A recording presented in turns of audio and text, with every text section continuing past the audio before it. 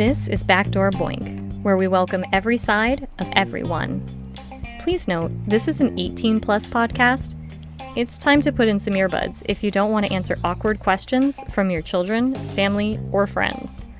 I'm Kayla, a certified relationship and intimacy coach. And I'm MJ, and I brought the lube. In this podcast, we explore the behind the scenes of a weekly wellness topic. Our goal is to help you feel good, be naughty.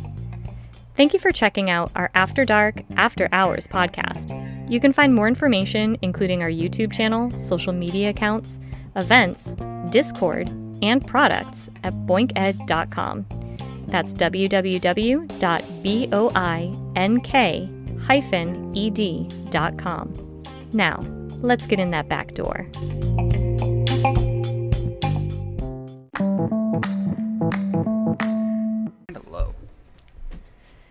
Yes, the idea of your special arm microphone is to bring it up to you so you're not hunched at the table. And it's not stacked on boxes that's going to fall over when you tap the table. Mm-hmm. Topple over. Okie dokie. I'm assuming because you're talking to me like this, you already pushed the button? What, does my tone change? Yes. What? No, this is me. No. It is me, just a slightly more chipper and excited version. After last night, I'm not sure how chipper we can be. Oh my gosh, I need more caffeine. It was a good night. It was a good night, but getting to bed at 3 o'clock in the morning and back up again at 8 o'clock is a bit much for an old fart like me. Yeah, you are an old fart. So. Buttons. Yes, we're going to do this again. I'm going to cut that out. I am so over that. Again. So seeds? I like that. I actually like that one. Never heard that one. Spring's coming. Yeah, so Plant seeds. some cucumbers. Okay. Yes, pickles. Mm-hmm. I'm sure there's a naughty spin-off euphemism in there, but I don't have the brain power for it. So we are talking about insecurities today. Yeah? Yeah, we're going to talk about insecurities today. How do you feel about that? I'm not sure. Insecure? A little bit. So it's something that came up in a previous podcast as an idea for a topic. Yep. We've had some great personal conversations that resulted in some self-awareness. So On both parts. Oh, yeah, absolutely. My idea is we're going to talk about our experiences with insecurities. Okay. We're going to talk also in general terms about how it can appear, because it can appear in very different ways across relationships. Mm-hmm. And then ways to help move past. Okay. Because it can hurt a relationship. It can. We've fought over them. Exactly. Without even knowing it. Yeah, without that self-awareness, you don't know where these feelings are coming from. So to kick this off, where do you think generally insecurities stem from? Your childhood. Ooh, I didn't even think of that one. And I'm not trying to point the finger and say blame mom, blame dad, blame whoever, caregiver. I mean, we're always blaming the parental units We in are, some way, because shape, or form. that's an easy go-to. Well, I mean, they are pivotal in our life. Yeah. And I hope that they're all trying their best. But another topic. Go ahead. So, yeah, childhood. You have the bullies in school. Ooh. Damn, you're going way back. Yeah. But it starts there. Oh, shit. Think about body insecurities. The locker room. The locker room. Or the little rotund kid that turns out to be, well, who was it? That wizarding movie. The little pudgy one that... Neville? Oh, the wizarding movie. Right. Yeah, Neville went from, oh gosh, as a child to, oh yes, as a man. Right. Think of the... Insecurities. Think of the insecurities, and think of the just, even if it wasn't malicious, just the teasing that went on as a kid. Yeah, I did. I was a pudgy kid. Okay. And how has that affected you for insecurity-wise? I don't walk around with a shirt off. I have never seen you in public without a shirt. And by in public, you mean even our backyard. Even our backyard. Yep. If you are outside the confines of our home. And even rarely do I walk around the house without a shirt unless I'm going from the bedroom to the bathroom. Yep. And as soon as you get in the bedroom, shirt on. Yep. Even if it's a beater. Yep. Yeah, it's definitely affected you and body image, how you see yourself, for sure. Damn, I was not expecting these responses from you. These are really fucking good. How long have we lived here? 13 years. And we've had a pool for how long? 13 years. How often do you see me go swimming? Oh, we've lived here for like 10 or 11. But anyway, very, very rarely you would rather sit outside the pool. And dip my feet in. And dip your feet in and supervise. Insecurities. You could wear a beater in the pool. Just saying. I know. Okay. Or we can get you one of those like... Tight white Speedos? No, I mean, yeah. But, Nobody wants to see that. I don't know what era it would be considered, but those men used to wear one-pieces.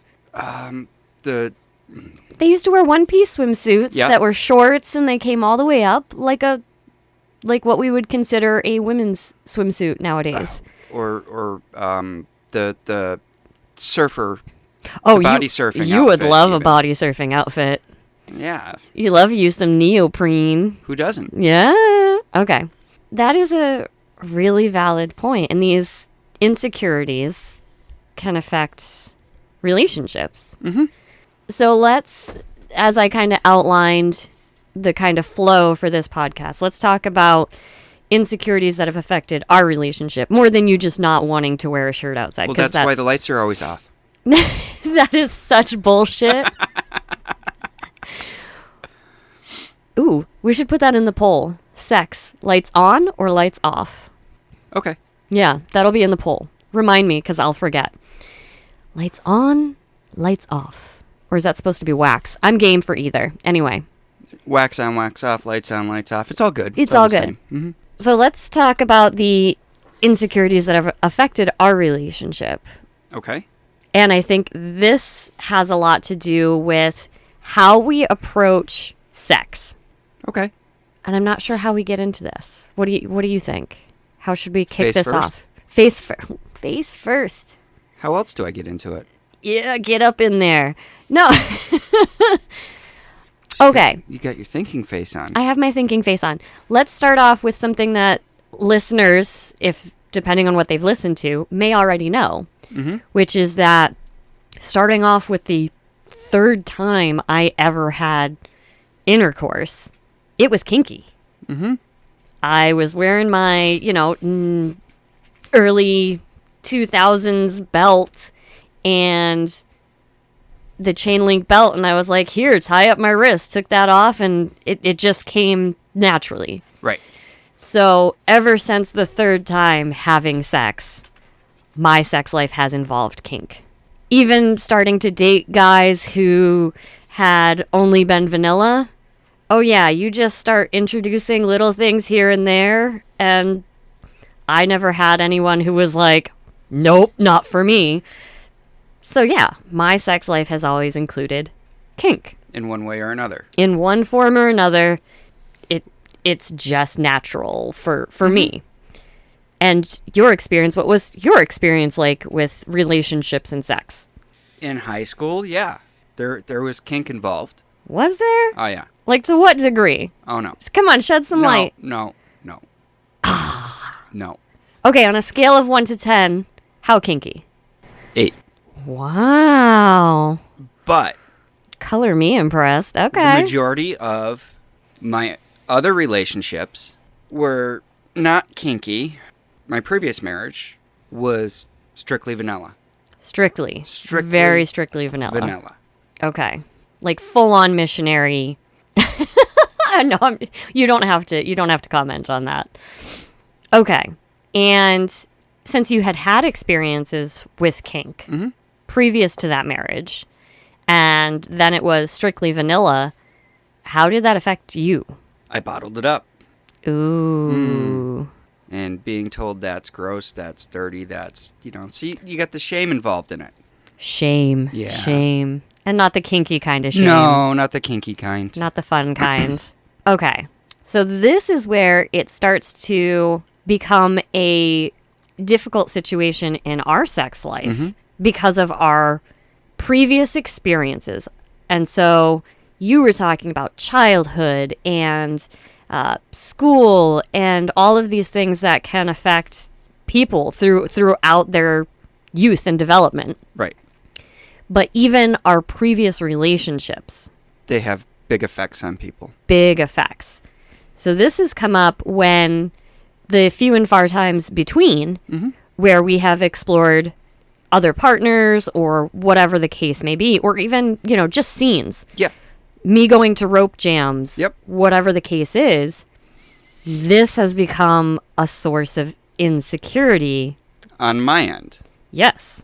Because for me, kink is just, what did you say the other day? It's just, you had a really good term when we were talking about this last night.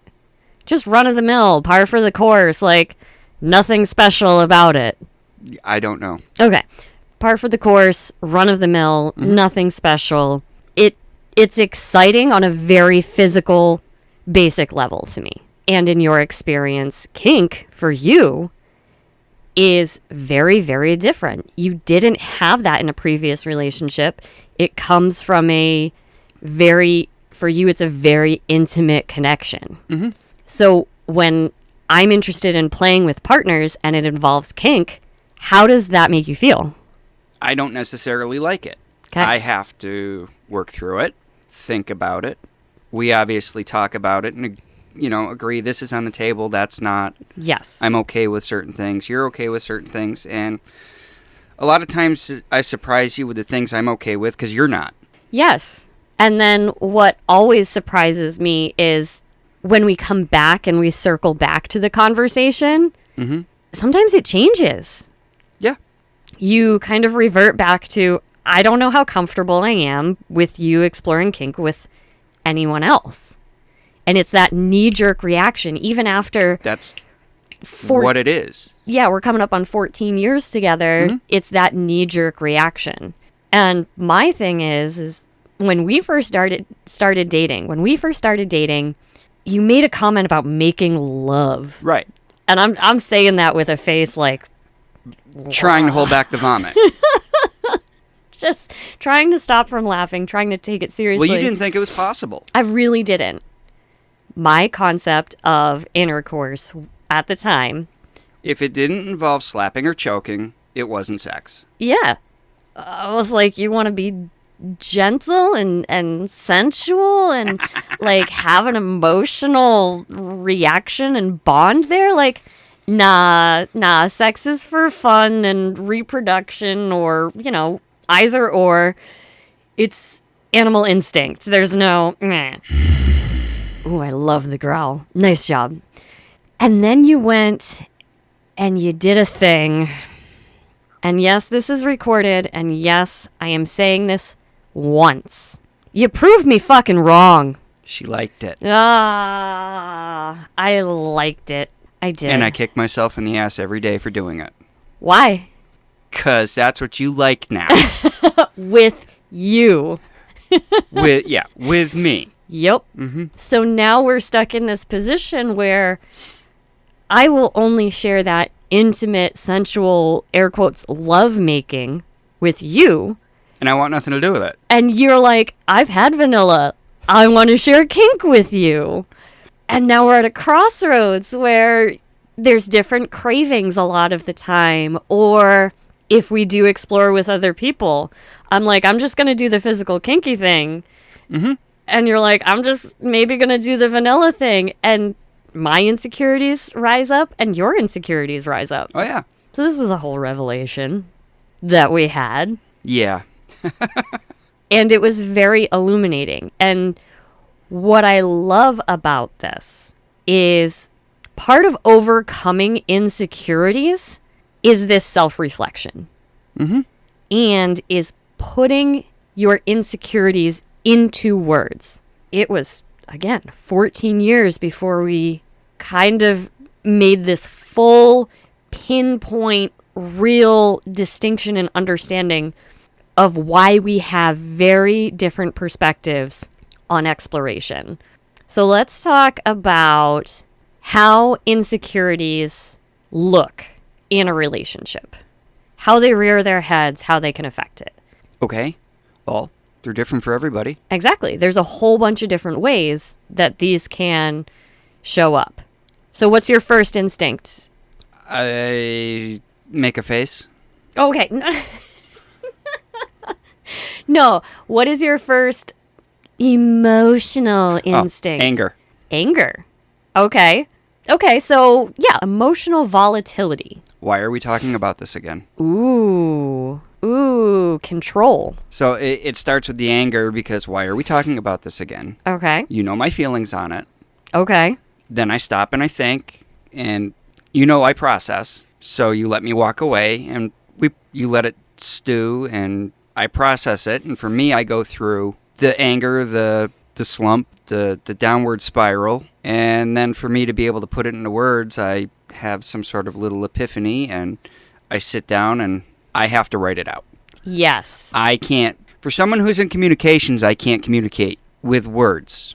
That's a really good point, and that's something that I was going to bring up when we talked about addressing and trying to overcome insecurities was journaling. Mm-hmm. If it's hard to put into words in person, and sometimes not even just in person, but in the moment, as you journal, as you see things, and you're taking the time to write them out, because it does take longer to write it out than it does to think it, you're starting to really dig deep and find the source of those feelings. Oh, yeah. It's a deep dive. Journaling is a huge, huge help when it comes to identifying and overcoming insecurities. So I was going to put that afterwards. Well, we can go back to that. We'll go back to that. But yes, when some of this stuff rises up for you, you take a couple days. Finally, after sitting with that all in your head, you put it to paper, you type it out, and then say, here, read this. This is... And then we can sit down and discuss what I'm insecure about, what you're insecure about. Exactly. As far as the situation that's before us. And to be clear, this isn't always about the particular example that we're talking about right now. This could be about... buying a car. Could be anything. Yes. Could be about buying a car. Could be about... What are my insecurities? Oh, no. I'm not playing that game. You have to figure those out on your own. I know better. Okay. Now I feel like I have to share an insecurity. Oh. Okay. We'll go with the default here. My appearance. Mm-hmm. How did you feel before you cut your hair? How did I feel before? How did you feel before you had your epiphany? Of being non-binary. A month and a half ago. Not comfortable in my skin ever. Ever. Trying to be the most feminine or trying to be the most masculine and never feeling successful on either end. Mm-hmm. And it created, and actually this one might hit for a lot of our vulva owners, the insecurities of my genitalia is a huge thing. Odor, feel, size, shape, color, all of it. And that affects our intimacy. I like it just the way it is. I know you do, and you keep telling me that. That's great. That's fantastic. You have to believe it. Exactly. And if I don't, it affects our relationship. Mm-hmm. It can put intimacy on pause. Okay, so insecurities can show up anywhere. You talked about it can show up as like emotional volatility. Right. It can show up as control. Mm-hmm. We've talked about this. I don't want to talk about it again. Blah, blah, blah. You're trying to control that situation. I would say it shows up as jealousy. Oh, yeah. All the time. All the time. Mine shows up as self-doubt, isolation. The isolation I see. The self-doubt, not so much. But we also know you are good at masking. Yep. And I think for a lot of people, it's going to show up as trust issues. Oh, yeah. Definitely. That's a huge one. Whether it's not trusting yourself because of your experiences, maybe things that were said to you, or not trusting your partner. Well, go back to mine. Go back to the example you gave me. Trust is part of it. Part of the intimacy and the lovemaking. Yeah. And for you, trust is part of the kink and the... Yeah. And when the opportunity arises and you bring it up, trust is part of it. Yeah. Do I trust you not to cross that line that we've drawn in the sand? And do I trust whoever not to cross the line that you've given them? Correct. And for some people who are not even exploring outside their relationship, this trust issue can look like, I don't know that I can feel comfortable with you going out with friends of a sex that you're interested in. Does that make sense? No. So if you're heterosexual male. Oh, having girlfriends. I don't know that I could feel comfortable with you going out for a night to play pool with female friends. Okay. Now going it makes out sense. for okay. Yep. Going out for drinks with the members of the opposite gender. Not even opposite. If you're gay, maybe I don't feel comfortable with you going out with other women or men. Or if you're pan, that would suck. No, I guess you're not going out at all. Not without a chaperone. Not exactly. And for some people, it could reach that point depending on their previous experiences. Mm-hmm. And that's that, air quotes, baggage. I don't know that I have trust issues a lot of the time with you. Once in a while, it does crop up. And actually, it's not due to my experiences. No. It's due to knowledge of previous experiences in general. And one that I used to be afraid of was fear of loss. Like fear of losing you. Would you say that? That's still part of it, yeah. That's still part of it for you. Yeah. But that comes with baggage. And I take a lot of the responsibility for that one. When we first started dating, I had I made it very clear that this was not, going to be a long-term thing. Like, hey, I'm having fun. Chances are I'll be out of here any day. Like, you'll wake up and you won't be able to find me or reach me. So, and that was, I didn't give you that sense of security for years. Years. So that's on me that you have that insecurity. All right. So those are some ways they can show up.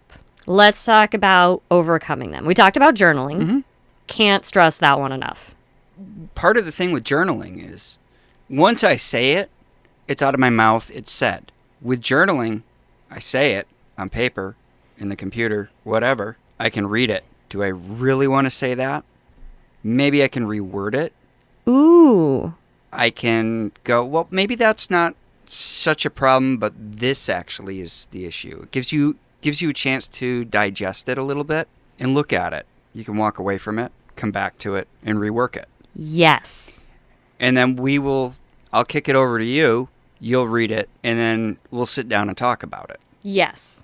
That's a perfect example because the journaling actually encompasses multiple steps that I would suggest for overcoming insecurities. Some of those steps include finding the right time to talk. If you've journaled it out, it's there. It's there. You're not going to forget it. We can go over it when we're both in a space to talk about it. So finding the right time to talk. And the second one was putting your feelings into words. So journaling right there hits on those two. Mm-hmm. Anything else that you would that comes to mind for helping overcome insecurities? Grab a kiddie pool and some baby oil and strip down your and just duke it out. Where is this going? No, I think that is a solution for overcoming a disagreement. Oh. I love that. I'm hopeful. You want to jump in a kiddie pool nude and cover ourselves in baby oil? And fight about it, yeah. I'm down. I think we had purchased all the materials for that at one time. I did. And we never got around to it. No, you gave the pool away. I'm sorry. Well, they needed it more than we did. Yes. Yeah. Okay. So we're going to have to buy another inflatable pool. And the nice thing about that is you can set it up inside. Whole nother topic. Ideas for kinky escapades in the home. Inflatable pool, baby oil, very cheap. I imagine the cleanup on that sucks. Anyway, there is one that I used the other day on you. Mm-hmm. And I hate saying this. It's so cheesy. I statements. Mm-hmm. I statements. When such and such occurs, I feel XYZ. Also, something that you said the other day that is the incorrect response. Oh, that's not uncommon. Do you know what I'm referring to? No. Well, I'm sorry you feel that way. Oh, that one? That was, I was like, you did not just say that to me. Oh, no, I did. You did. I did. And I meant it. I know you meant it, but that conversation went downhill real fucking fast. Oh, yes, that is not the correct response. I just turned it around on you. You've used that on me multiple times. It's also the tone that you took, though. No, you acknowledge someone's feelings. I can recognize why that hurt your feelings. You were an asshole. That's it. Just boop. I wasn't. Boop. I wasn't gonna beat around the bush. Just get right to the point. Just get right to the point. I'm sorry you feel that way. Figure it out. No. It's a you problem, not a me problem. So using I statements, making sure that you are listening as the recipient of those I statements. What? And this is where it devolves. This is where the episode devolves. I'm going to just run through the boring stuff, okay? So we talked about self-reflection, putting your feelings into words, selecting the right time to talk, giving yourself grace. This is a term I've heard a lot coming up lately, but the idea that it's okay to have insecurities and that you're working on them. It's okay to have it. It's okay to work on them. It's okay not to work on them. It's okay, but you have to acknowledge them. You have to acknowledge them. Otherwise, they're just going to snowball. Yes. And it's okay not to work on them unless they are affecting your relationship or your happiness in general moving through life. Generally, half of my insecurities I can take and tuck in a back corner. I don't have to think about them. For the shirt thing, for example. Yeah, the shirt, for example. Until I'm out mowing the lawn, sweating, hot, and you're like, take your shirt off. And I'm like, no. And then it crops up. Yep. Okay, so I deal with it at that moment in time, tuck it back in a little box, stuff it back in the corner. That one doesn't affect anybody but me. And it's not affecting your day-to-day life. Right. It's not like yours was. Right. You can always seek professional help, life coach, relationship coach, counseling, therapy, depending on how deep these insecurities go, and challenge yourself. This is something that you do. Oh man, this statement is very telling. This is something that you do very frequently in our relationship. Daily, multiple times a day. So is it you challenging yourself or is it me challenging you to challenge yourself? I don't know. But challenge yourself to move through these insecurities and recognize how you feel on the other side of them. Because when we have worked with our insecurities and we've come out on the other side, it feels like a big win. It feels like those times that you have overcome anxiety. Mm-hmm. You're like, oh shit, that was not as terrible as I thought. Your mind is a funny thing. It's a really funny thing. And it can reset. Mm-hmm. Like I said, sometimes when this comes up, you get that knee-jerk reaction. Sometimes. I always do. And then you have to challenge yourself again, get on the other side and go, that's another big fucking win. Until that becomes more natural. You should challenge yourself to maybe stand in a window without your shirt. No. Okay. So I think... My nipples are sensitive. Your nipples are super sensitive. You don't let me touch them. I want to tune into Tokyo. That's a term that they use. I don't know why Tokyo, but maybe it just... The alliteration is nice. Maybe in Tokyo they want to tune into the U.S. Maybe. Who knows? Maybe. All right. Those nipple clamps the other night, though. I was so tempted. You were in no position to fight me, but then I couldn't access said nipples. So anyway. Why do you think I left my shirt on? Oh, fuck. All right. Anything else you want to add to the topic of insecurities, what they look like, how to acknowledge them, how to overcome them. You really want to know what they look like? I'm not sure with the Look in a mirror. Shut up. What? What? What? I'll pay for that later. Yeah. Yeah. We're going to have a talk because I am struggling with not being able to put my insecurities into words. I have to delve into that and see where that comes from. You've helped me with a lot through them. Okay, but let's go back to look in a mirror. If you want to know what your insecurities look like, look in a mirror. Anybody. Oh, just the physical. Just the physical. I feel like everybody has that experience. Everybody does. And then you have your mirror exercise to follow it up with. Yes. Do you want to elaborate? I don't remember all of it, so you can go into your little mirror exercise that you have people do.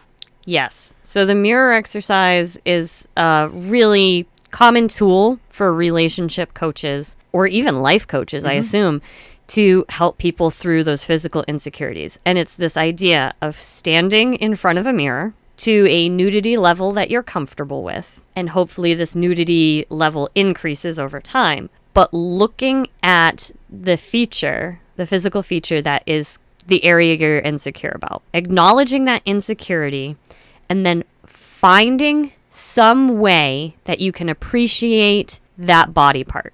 So for a lot of people, this is belly area, possibly. The midsection. The midsection, particularly for individuals that have given birth.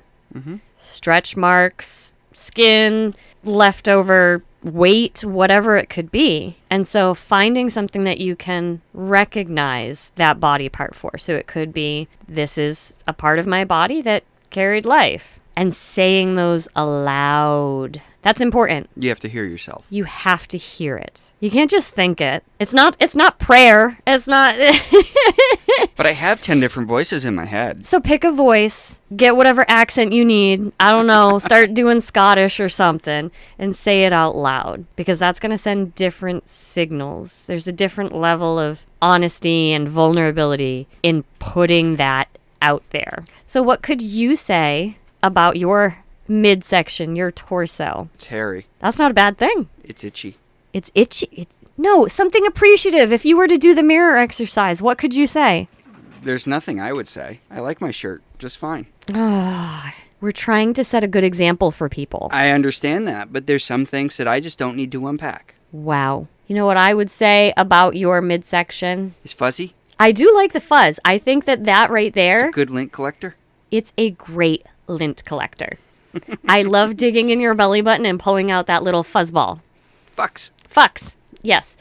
That's just what we call them in our household because our kid couldn't pronounce it when she was little. So they're fucks. No, if I were to find something to appreciate about that area of your body, it is the comfort that it brings. It is the way it fits against my body. She's calling me squishy. I'm not, but maybe I kind of am, and there's nothing wrong with that. Like, Squishy! I love hugging you. I love the feeling that I get when I wrap my arms around your midsection and snuggle in. Also, the occasional rubbing for good luck. The Buddha. Rub the Buddha. All right. Maybe I'm going to encourage you To grow a Buddha? No, to do the mirror exercise. Yeah, that won't happen. Okay. Like we said, it's not an insecurity that is affecting your day-to-day, your happiness, our relationship. Because believe it or not, despite your unwillingness to go shirtless outside the house, we do have sex with the lights on. Let's put that to bed. Ha ha ha ha. Put that to bed. See what I did there? I saw. Okay. I saw. Before I get any more ridiculous with the puns, would you like to do a naughty limerick? Or do you have something to add? No, I don't think I have anything to add. Okay, And let's do it. I suppose I could do a naughty limerick. Give it to me, baby. Uh-huh, uh-huh. Hey, I made it till the end before I sang. I know. That's progress. What were we talking about at the beginning? You're sick of the buttons joke? I am so sick of the buttons joke. So a self-centered woman named Perkins would work off her urges with gherkins, until with a skid, inside her one slid, and pickled her internal workings. What's a gherkin? A pickle. Oh! And just like that, my brain's doing the overthinking thing. Yeah. The vinegar in a pickle seems like it would totally throw off the pH balance. Well, it pickled her internal workings. Okay. Funny. Probably would have been funnier if I knew what a gherkin was. I am quite surprised about that one. I'm looking for the right word. It is not a impressive conversational term. There are plenty of times where you look at me and you're like, who the fuck talks like that? That is a running quote in our household. It is. Okay. Gherkin? Maybe I'll try and find a way to work that into a conversation. But generally speaking... Want to jerk the gherkin? Oh my gosh. That is amazing. Putting that in my back pocket. That'll get used. Jerk the gherkin. Okay. Cool. Fair enough. Say goodnight. Good night. Thank you as always. Hopefully this helps somebody out there who needs it, who can move through insecurities and have a happier day-to-day or a happier relationship. Don't forget, we are always looking for topics. Always. Send us a comment, send us an email, use the contact form. All the links are in the show notes. We'll be back next week. In the meantime, stay you, stay beautiful, feel good, be naughty. Good night. Jerk the gherkin.